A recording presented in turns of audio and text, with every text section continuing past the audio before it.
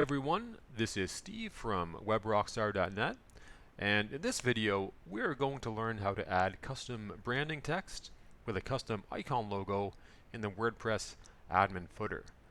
Now here we can see the custom branding text and logo icon in action in the bottom left corner of the screen, and this will show up on every admin page. I'm going to choose a few at random just to show you.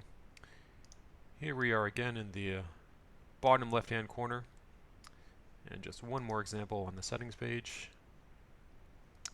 Once again, here we have the branding text and logo icon.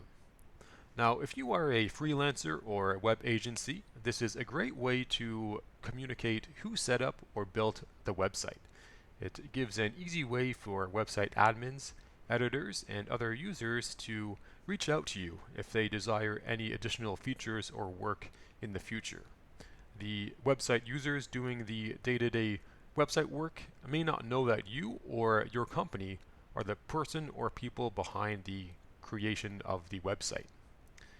If they need any additional work in the future, you want them going to you and not somebody else.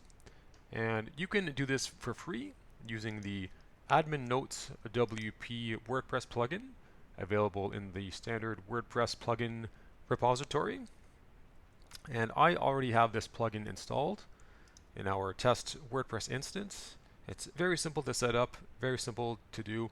Just go to Settings, Admin Notes WP,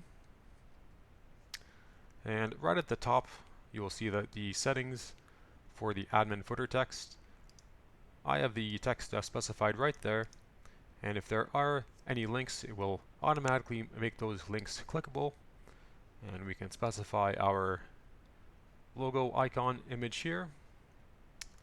I already have that done.